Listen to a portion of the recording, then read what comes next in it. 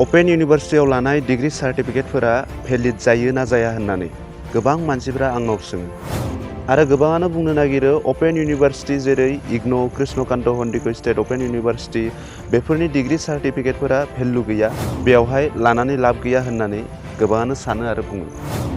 गोबाङानो गोनो गोथोआव दं बेबायदि अपेन इउनिभार्सिटियाव लानाय डिग्री सार्टिफिकेटफोरा भेलु दं ना गैया एबा साख्रि बाख्रिनि थाखाय भेलिड जागोन ना जाया दिनै बे भिडिअनि गेजेरजों नोंथांमोना रोखा जागोन बेफोरनि डिग्री सार्टिफिकेटफोरा भेलु दं ना गैया एबा साख्रि बाख्रिनि थाखाय भेलिड जागोन ना जाया बे भिडिअनि गेजेरजों दिनै आं नोंथांमोननो फोरमायगोन अपेन इउनिभार्सिटि जेरै कृष्णकान्त हन्डिकै स्टेट अपेन इउनिभार्सिटि इग्नौ बेफोराव फरायब्ला रेगुलार सानफ्रोमबो क्लास खालामनाङा न'आव फरायनानै एग्जामल' हैनांगौ एसाइनमेन्ट प्रेक्टिकेल बायदिल' हैनांगौखाय गोबाङानो सानो बियो जेबो भेलु गैया होननानै जायफोर कृष्णकान्त हन्डिकै स्टेट अपेन इउनिभार्सिटि इग्नौ बायदियाव डिग्री लानो सानदों एबा लागासिनो दङ बिथांमोना जेबो गोनो गोथो जानांगौ गैया अपेन इउनिभार्सिटि कृष्णकान्त हन्डिकै स्टेट अपेन इउनिभार्सिटि इग्नौनि डिग्री सार्टिफिकेटआ गुबुन इउनिभार्सिटिनि बायदिनो समान भेलु दं समान स्टेटास दं गुबुन गुबुन सरकारि जब साख्रि बायदिनि थाखाय भेलिड अपेन इउनिभार्सिटिनि डिग्री सार्टिफिकेटफोराबो मानोना कृष्णकान्त हन्डिकै स्टेट अपेन इउनिभार्सिटि इग्नौ बेफोर इउनिभार्सिटिया इउनिभार्सिटि ग्रान्ट कमिसन UGCजों गनायजानाय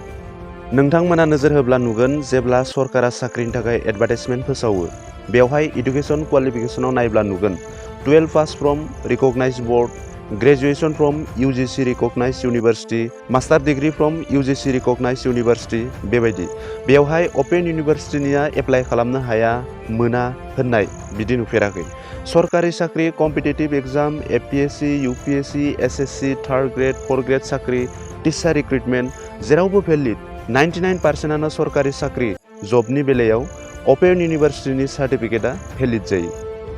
जानो हागौ माब्लाबा बबेबा मोनफा मोननै जबाव अपेन इउनिभार्सिटिनिया भेलिड जाया एबा मोनफा मोननै हायार इडुकेसन एडमिसननि थाखाय अपेन इउनिभार्सिटिनिया भेलिड जायाबो जानो हागौ बाट 99%आनो भेलिड आसामाव बेबायदिनो गोबां सरकारि साख्रिनि रिक्रुटमेन्ट जालांबाय अल इन्डिया गोबां सरकारि जब प्राइभेट जबनि रिक्रुटमेन्ट जालांबाय जागासिनोबो दं बेफोराव ODLनि एबा अपेन इउनिभार्सिटिनिया एप्लाइ खालामनो हाया अपेन इउनिभार्सिटिनि सार्टिफिकेटजों साख्रि मोना माया बेफोरबायदि जानाय नुनाय जायाखै आं बुंनायखौ नोंथांमोना फोथायाबो जानो हागौ बेखायनो लास्टआव आसामनि इडुकेसन मिनिस्टार डक्टर रनज पेगुनि बिबुंथि बा प्रेस मिटखौ होदों नोंथांमोना नायना लादों कृष्णकान्त हन्डिकै स्टेट अपेन इउनिभार्सिटि इग्नौआवल' ODL मडआव सोलोंथाइ होयो बेबायदि नङा आसामनि गोबां इउनिभार्सिटियावबो ODL मडआव सोलोंथाइ होयो Dibrugarh university Tezpur university Guwahati university बेफोरबो अपेन इउनिभार्सिटि बायदिनो ODLआव डिग्री डिप्ल'मा कर्स होयो अपेन इउनिभार्सिटियाव ODLआव सोलोंथाइ लानानै सार्टिफिकेट डिग्री लाग्राफोरा जिंगासिनांगौ गैया बा सिनाङा जेराव ODL मडआव सोलोंथाइ लादों बे इउनिभार्सिटिया UGC इउनिभार्सिटि ग्रान्ट कमिसनजों गनायजानाय जाब्लानो बेफोरनि सार्टिफिकेटआ गुबुनफोरनि बायदिनो भेलिड जायो মই অসমৰ শিক্ষা মন্ত্ৰী হিচাপে মই সকলো ছাত্ৰ ছাত্ৰী অভিভাৱকক মই জনাব বিচাৰোঁ যে কৃষ্ণকান্ত হন্ডিকৈ ষ্টেট অপেন ইউনিভাৰ্চিটিৰ জৰিয়তে যি চাৰ্টিফিকেট ডিপ্ল'মা আৰু ডিগ্ৰী প্ৰদান কৰা হয় সি অসমৰ বাকী বিশ্ববিদ্যালয় গুৱাহাটী বিশ্ববিদ্যালয় ডিব্ৰুগড় বিশ্ববিদ্যালয় বড়োলেণ্ড ইউনিভাৰ্চিটি বা নতুনকৈ প্ৰতিষ্ঠা কৰা বিশ্ববিদ্যালয়সমূহৰ ডিগ্ৰী বা ডিপ্ল'মাৰ সমকক্ষ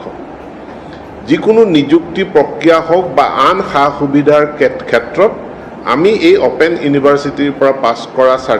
যিসকল ছাত্ৰ ছাত্ৰী আছে যিসকল ডিগ্ৰীধাৰী তেওঁলোকক আমি সমান মান্যতা প্ৰদান কৰোঁ